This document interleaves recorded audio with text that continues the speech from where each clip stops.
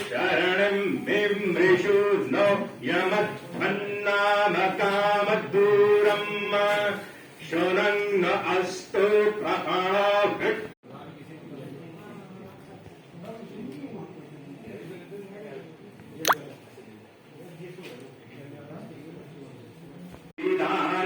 जुषेथांशुनं न अस्तु चरितं च येन धनेन प्रपणं चरामि धने के लिए प्रार्थना करते हैं।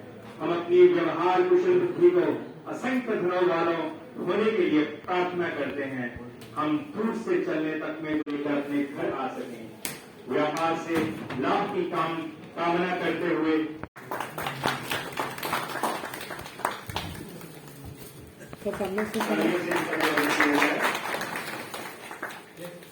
सामने सर थोड़ा आगे सामने। ठीक है सर।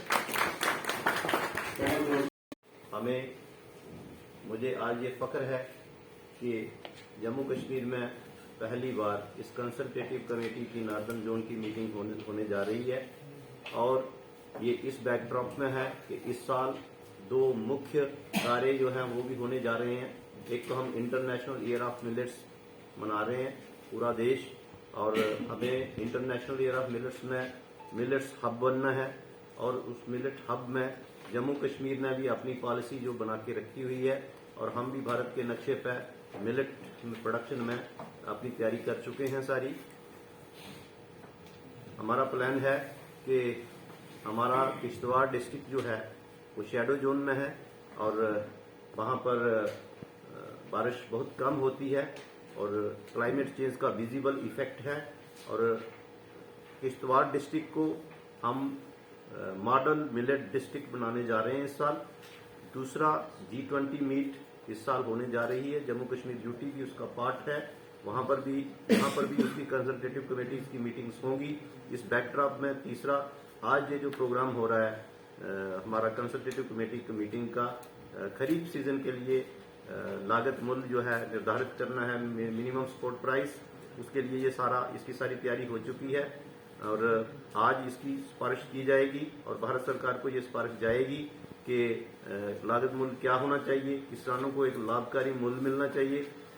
जम्मू कश्मीर ड्यूटी में इस साल कुछ 3 चीजें जो हैं वो बिल्कुल पहली बार हुई हैं।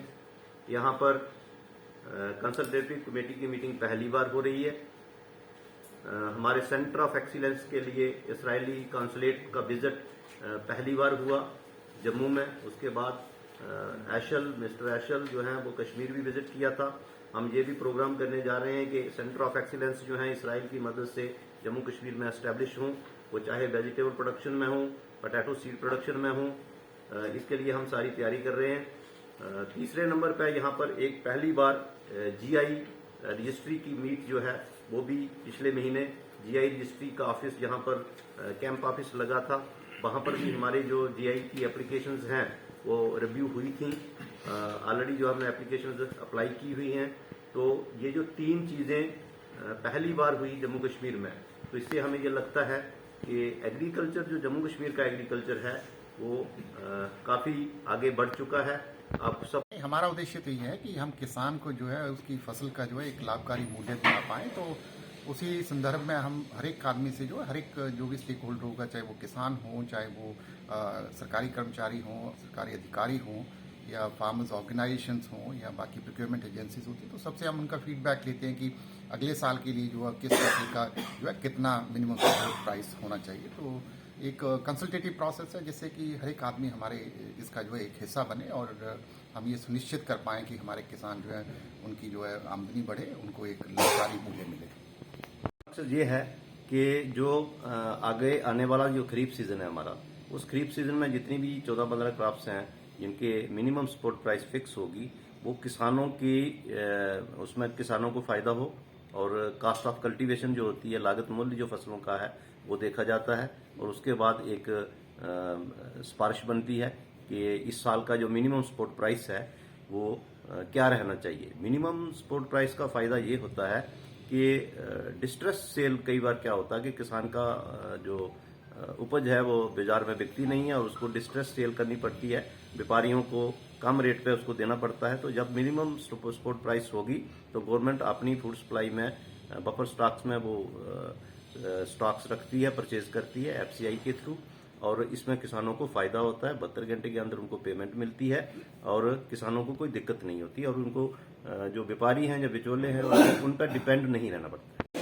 ये नॉर्थ जोन के लिए पूरी कमेटी डिफरेंट स्टेट से आके बैठी है, जिसमें हम MSP डिसाइड करेंगे अपने किसानों के लिए अगली जो की खरीफ सीजन आ रहा है। तो मुझे लगता है कि ये बड़ी एक ऐतिहासिक पल है हमारे लिए, क्योंकि ये मीटिंग इस बार हमारे UP में हो रही है, अदरवाइज ये दूसरे स्टेट्स में होती है। और हमने इसमें अपने किसान भाई भी बुला रखे हैं, अगर उनका जो कंसर्न होगा इसमें हम जरूर कंसीडर करेंगे, ताकि जो MSP रेट फिक्स हो हमारे किसानों के लिए, उसमें उनको बराबर अपनी फसल का दाम मिल सके।